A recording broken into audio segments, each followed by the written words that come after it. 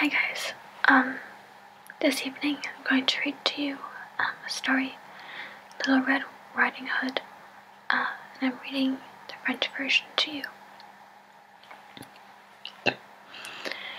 Il était une fois, au milieu d'une forêt épaisse, une petite maison où habitait une jolie petite fille nommée Petit Chaperon Rouge.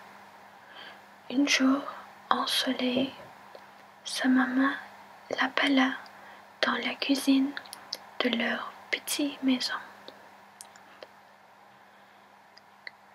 Mère grande est malade, dit-elle. Apporte-lui ce panier de gâteaux, mais sois très prudente.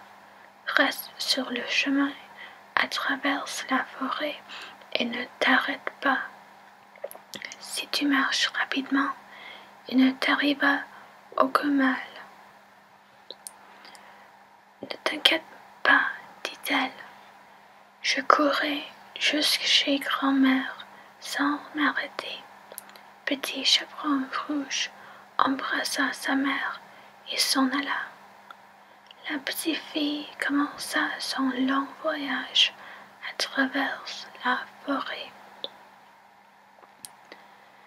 Mais elle oublia vite les sages paroles de sa mère. Elle vit un massif des fraises sous un arbre. Quelle jolie fraise! Exclama-t-elle, déposant son panier sur le sol. Elles sont si chouettes et mûres et si grosses, délicieux. Je vais peut-être jusqu'en une de plus. Soudain, Petit Chaperon Rouge se souvint de sa maman, de sa promesse et de sa grand-mère et du panier. Elle se dépêcha de retourner vers le chemin.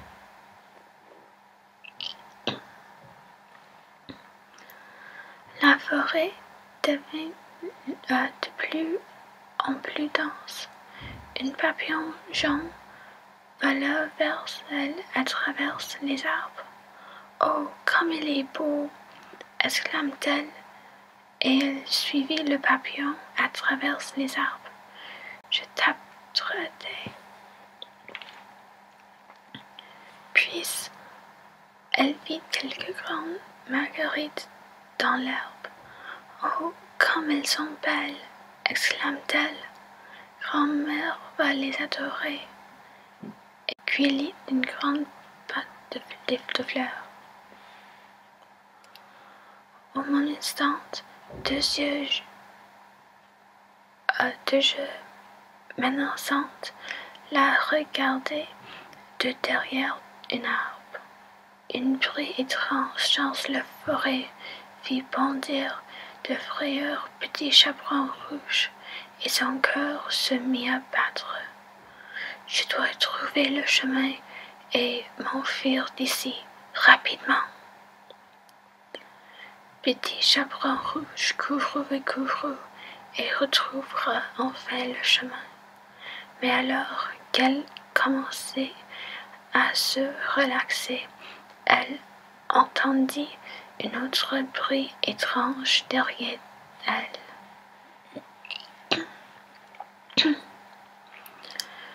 Une très grosse voix lui dit « Bonjour, petite fille, pourquoi marches-tu dans la forêt toute seule?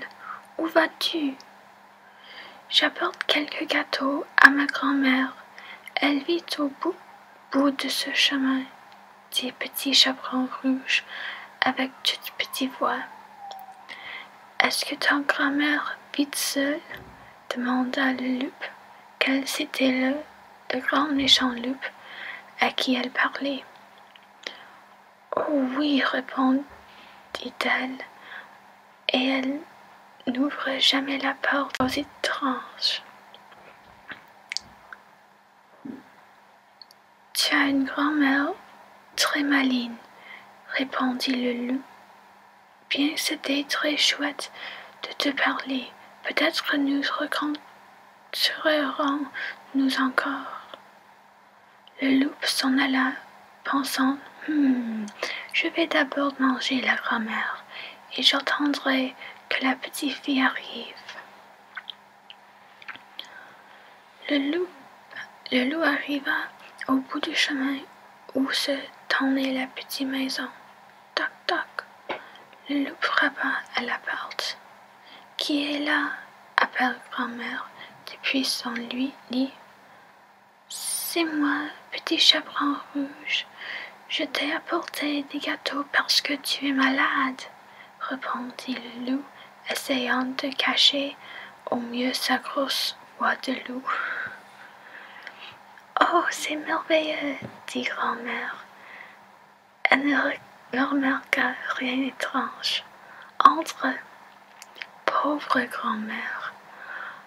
En moins de 2 secondes, le loup avait bondi à travers sa chambre et avalé la vieille dame. Gloup. Puis le loup enfila la robe et le chapeau de grand-mère et se glissa dans le lit. Bientôt, petit chaperon rouge frappa à la porte. « Grand-mère, c'est moi, puis-je entrer ?» Le loup essaya d'imiter la petite voix de grand-mère et répondit « Bonjour ma chérie, entre. »« Que tu as une grosse voix, maman, à grand-mère, » dit la petite fille en surprise. « C'est pour mieux te saluer, ma chérie, » dit le loup. « Et que tu as des grands yeux, grand-mère. C'est pour mieux te voir, ma chérie. »« Et que tu as des grandes mains, » exclama petit chaperon rouge, s'approchant au du lit. « C'est pour mieux t'embrasser, ma chérie, » dit le loup. « Et que tu as une grande bouche, » murmura la petite fille d'une voix faible. « C'est pour mieux te manger, » grogna le loup, et il saluta hors du nid et l'avala à son tour. Puis, l'estomac plein, il s'endormit. À ce moment, un chasseur sortit de la forêt. Il vit la maison et décida de s'arrêter et de demander un verre d'eau. Il cherchait une grande loupe qui terrorisait le village. Le chasseur entendit un sifflement étrange à l'intérieur de la maison. Il regarda à travers la fenêtre et vit une grande loupe ronflant sur le lit de grand-mère. « Oh, le loup, il ne m'échappera pas cette fois !» cria le chasseur.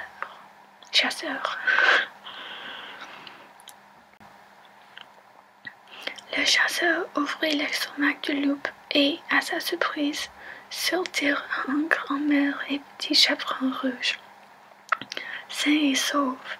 « Oh, merci, » dit la vieille dame. « Rentrez à la maison est sûr, maintenant, » dit le chasseur. À petit chaperon rouge, le grand méchant loup est mort. Il n'y a plus aucun danger sur le chemin. Le maman du petit chaperon rouge arriva à la maison de grand-mère alors que le soleil se couchait. Elle s'était beaucoup inquiétée lorsque sa fille n'était pas rentrée à la maison. Quand elle vit petit chaperon rouge, elle explosa en larmes de joie. « Oh, tu es sauf !» Après avoir remercié le chasseur à nouveau, petit chaperon rouge et sa mère rentrent à la maison à travers la forêt. Alors qu'elle marchait rapidement sous les arbres, la petite fille dit à sa mère « Nous devons toujours rester sur le chemin et ne jamais s'arrêter. Si nous faisons ça, nous resterons sauts. »